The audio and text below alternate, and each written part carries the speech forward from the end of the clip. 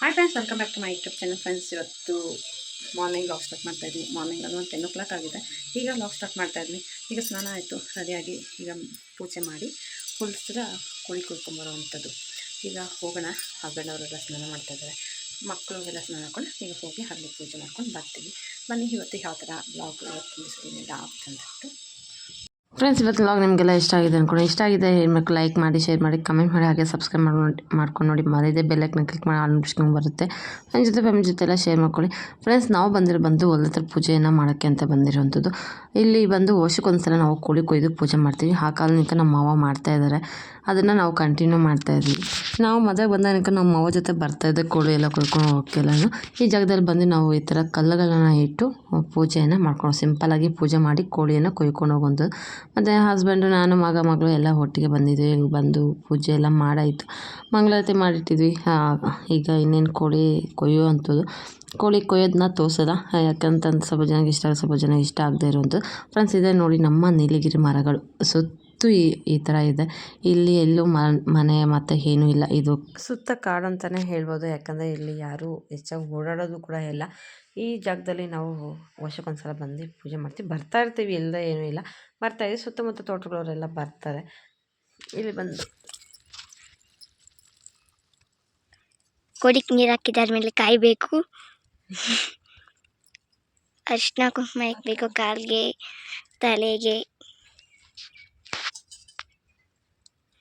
ಹೂವು ಇಕ್ಬೇಕು.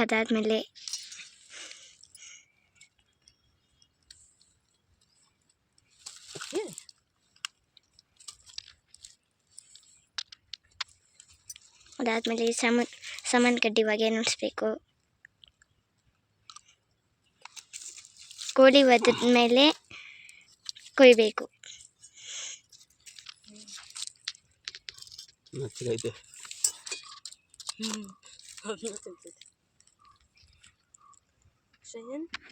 ಕೋಳಿ ನೀನೇ ಕೊಯ್ಬೇಕಂತೆ.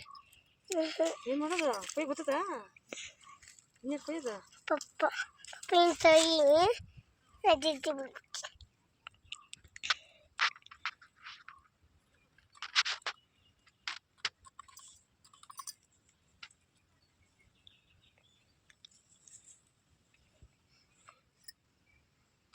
ಮೇವು ತಿಂತಾ ಇದೆ.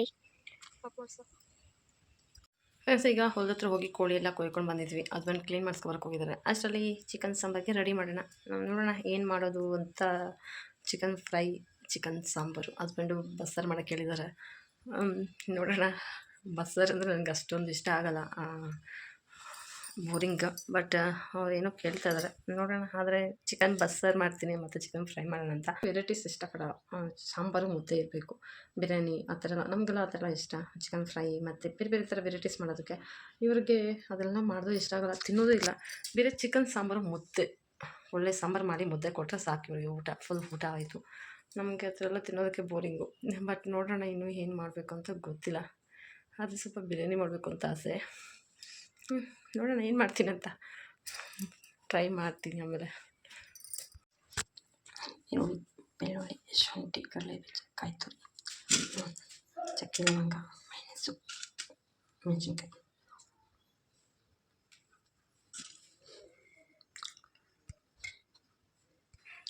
ಇದಕ್ಕೆ ಇಷ್ಟು ಧನಿಯಾ ಪೌಡರ್ ತಗೊಂಡಿದ್ದೀನಿ.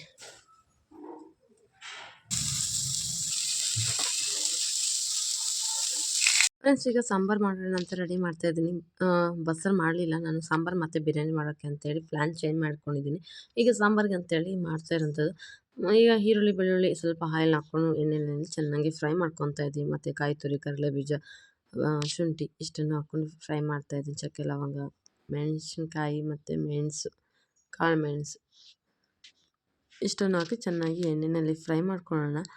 ಇದನ್ನು ಚೆನ್ನಾಗಿ ಎಣ್ಣೆಯಲ್ಲಿ ಫ್ರೈ ಎಲ್ಲ ಆದಮೇಲೆ ಇದಕ್ಕೆ ಧನಿಯಾ ಪೌಡ್ರನ್ನು ಧನಿಯಾ ಹಾಕ್ಕೊಂಡು ಅದನ್ನು ಸ್ವಲ್ಪ ಹೊತ್ತು ಬಿಸಿ ಮಾಡಿಕೊಂಡು ಅದಕ್ಕೆ ಸ್ವಲ್ಪ ಅರಿಶಿನವನ್ನು ಹಾಕ್ಕೊಬೇಕು. ಅರಿಶಿನವನ್ನು ಹಾಕ್ಕೊಂಡು ಸ್ವಲ್ಪ ಹೊತ್ತು ಫ್ರೈ ಮಾಡ್ಕೊಳ್ಳೋಣ. ಆಮೇಲೆ ಇದು ಕೊತ್ತಂಬರಿ ಸೊಪ್ಪು, ಪುದೀನ ಲಾಸ್ಟಲ್ಲಿ ಹಾಕ್ಕೊಂಡು ಗ್ರೈಂಡ್ ಮಾಡ್ಕೊಳ್ಳೋಂಥದ್ದು. ಎಲ್ಲ ಫ್ರೈ ಮಾಡಿ ಎಲ್ಲ ಇಟ್ಕೊಂಡಿದ್ದೀನಿ. ಇನ್ನೇನು ಮಿಕ್ಸಿಗೆ ಹಾಕಿ ಗ್ರೈಂಡ್ ಮಾಡ್ಕೊಳ್ಳೋಂಥದ್ದು. ಫ್ರೆಂಡ್ಸ್, ನೋಡಿ, ನಾನು ಇವತ್ತು ಮಸಾಲೆ ಮಾಡಿರೋದು ಈ ಥರ ಮಿಕ್ಸಿಗೆ ಹಾಕಿ ಗ್ರೈಂಡ್ ಮಾಡಿ ಇಟ್ಕೊಂಡಿದ್ದೀನಿ. ಹಸ್ಬೆಂಡ್ ಚಿಕನ್ ತೊಗೊಂಬಂದಿದ್ದಾರೆ. ಮೊಟ್ಟೆ ಕೋಳಿ ತಗೋದು ಬಾಯ್ಲರ್ ಇರುತ್ತಲ್ಲ, ದೊಡ್ಡ ಬಾಯ್ಲರು, ಅದ್ರದ್ದು ಮೊಟ್ಟೆ ಕೋಳಿಯನ್ನು ತೊಗೊಂಡಿದ್ದೀನಿ. ಮತ್ತು ಮೊಟ್ಟೆ ಕೋಳಿ, ಇವತ್ತು ಮೊಟ್ಟೆ ಕೋಳಿ ಸಾಂಬಾರು. ಇದು ಬಂದು 3 kg ಚಿಕನ್ ಇದೆ, 2.5 kg ಸಾಂಬಾರು ಮಾಡ್ತಾಯಿದ್ದೀನಿ, ಒಂದು 1/2 kg ಹಾಕಿ ಬಿರಿಯಾನಿ ಮಾಡ್ಕೊತಾ ಇದ್ದೀನಿ. ಈಗ ಮಸಾಲೆ ಎಲ್ಲ ಮಿಕ್ಸ್ ಮಾಡಿ ಕುಕ್ಕರ್ನಲ್ಲಿ ಇಟ್ಟಿದ್ದೀನಿ. ಅದಕ್ಕೆ ರುಚಿಗೆ ತಕ್ಕಷ್ಟು ಉಪ್ಪನ್ನು ಸೇರಿಸ್ಬಿಟ್ಟು ವಿಸಿಲ್ ಹಾಕಿ ಇಡೋವಂಥದ್ದು. ಒಂದು 4-5 ವಿಸಿಲ್ ಕೂಗಿಸ್ಕೊಂಡ್ಮೇಲೆ ಇನ್ನೇನು ಸಾಂಬಾರು ರೆಡಿ ಆಗುತ್ತೆ.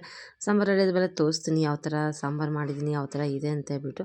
ಅದಕ್ಕೆ ಎಷ್ಟು ಬೇಕಂತ ವಾಟರ್ ಮಿಕ್ಸ್ ಮಾಡಿಕೊಂಡು ಇನ್ನೇನು ಬೇಯಿಡುವಂಥದ್ದು.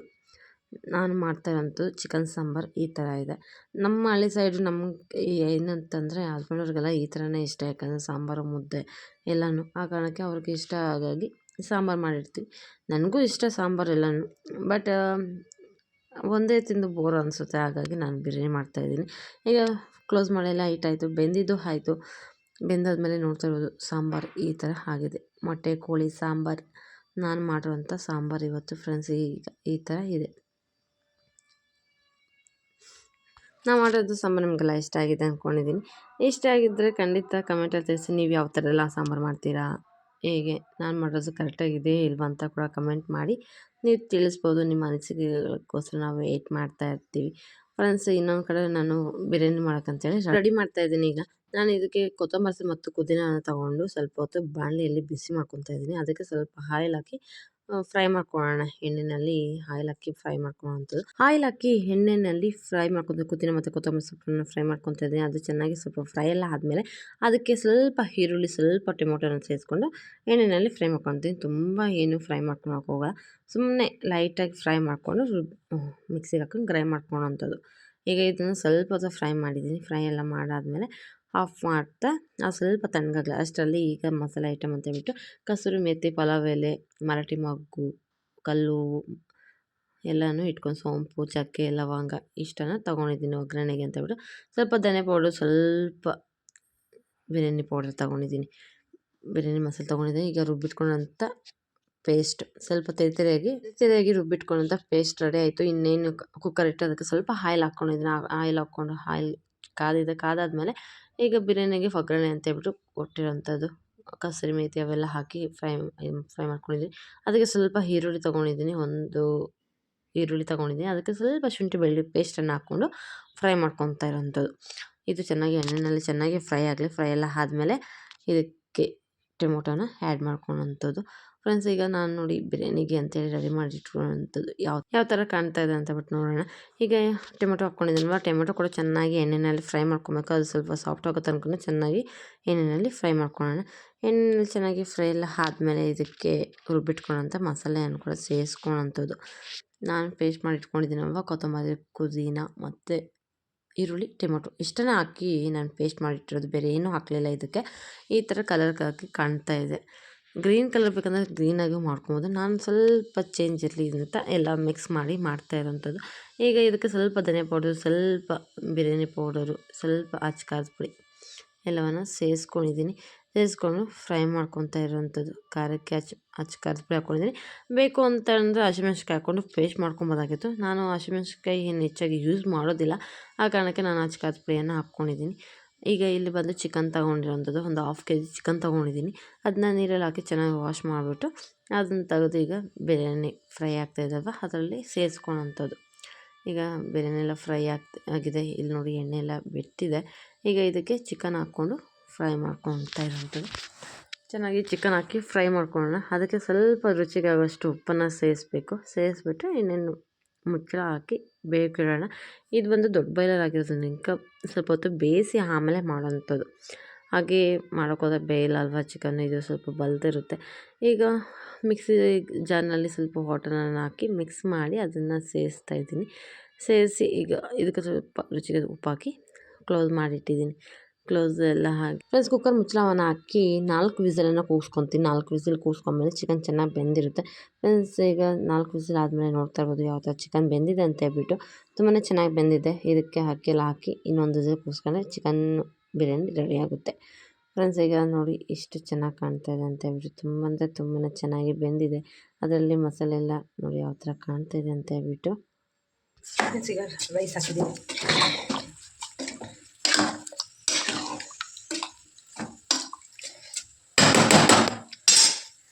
ಇದಕ್ಕೆ ಈಗ ವಾಟರ್ ನೋಡ್ಕೊಂಡು ಹಾಕೊಳ್ಳೋಣ, ಏಕೆಂದರೆ ಇದರಲ್ಲೇ ಸ್ವಲ್ಪ ಇದೆ ಅಲ್ವಾ.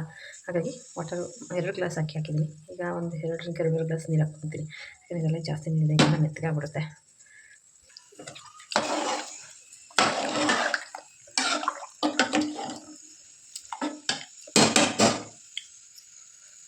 ಫ್ರೆಂಡ್ಸ್ ಅಕ್ಕಿ ಹಾಕಿ ಒಂದು ವಿಸಲನ್ನು ಕೂಗಿಸ್ಕೊಂಡಿದ್ದೆ. ಇನ್ನೇನು ವಿಸಿಲ್ ಓಪನ್ ಆಗಿದೆ. ಈಗ ಓಪನ್ ಮಾಡಿ ನೋಡೋಣ ಬಿರಿಯಾನಿ ಯಾವ ಥರ ಆಗಿದೆ ಅಂತ. ಫ್ರೆಂಡ್ಸ್ ನಾನು ಮಾಡಿರೋಂಥ ಬಿರಿಯಾನಿ ಈ ಥರ ಕಾಣ್ತಾ ಇದೆ. ನೋಡೋದಕ್ಕೆ ಯಾವ ಥರ ಕಾಣ್ತಾ ಇದೆ ಅಂದ್ಬಿಟ್ಟು ನೋಡ್ತಾ ಇರ್ಬೋದು. ಈಗ ಚೆನ್ನಾಗಿ ಮಿಕ್ಸ್ ಮಾಡ್ಕೊತಾ ಇದ್ದೀನಿ. ಮಿಕ್ಸ್ ಮಸಾಲೆ ಎಲ್ಲನೂ ಚೆನ್ನಾಗಿ ಹಿಡ್ದಿದೆ. ಮಿಕ್ಸ್ ಆದಮೇಲೆ ತೋರಿಸ್ತಾ ಇರೋಂಥದ್ದು ಎಷ್ಟು ಚೆನ್ನಾಗಿ ಅಂದರೆ ತುಂಬಾ ಚೆನ್ನಾಗಿ ಬಂದಿತ್ತು. ಮತ್ತು ರೈಸ್ ನೋಡಿ ಎಷ್ಟು ಚೆನ್ನಾಗಿದೆ, ಉದುರ್ದಾಗಿ ತುಂಬಾ ಚೆನ್ನಾಗಿದೆ ರೈಸ್ ಅಂತೂ. ನನಗಂತೂ ತುಂಬಾ ಸಿಕ್ಕಾಪಟ್ಟೆ ಇಷ್ಟ ಆಯಿತು. ನೋಡ್ತಾ ಇದ್ರೆ ಬಾಯಲ್ಲಿ ನೀರು ಬರ್ತದೆ, ಹಾಗೆ ತಿಂದ್ಬಿಡೋಣ ಅಂತ ಅಷ್ಟು ಆಸೆ ಆಗ್ತಾಯಿದೆ. ಈ ವಾಯ್ಸ್ ಕೊಡಬೇಕಾದ್ರೂ ಅಷ್ಟೇ, ಯಾಕಂತಂದರೆ ವಿಡಿಯೋ ಮಾಡಿ ಒಂದು ಸ್ವಲ್ಪ ದಿವಸ ಆಗಿರುತ್ತೆ.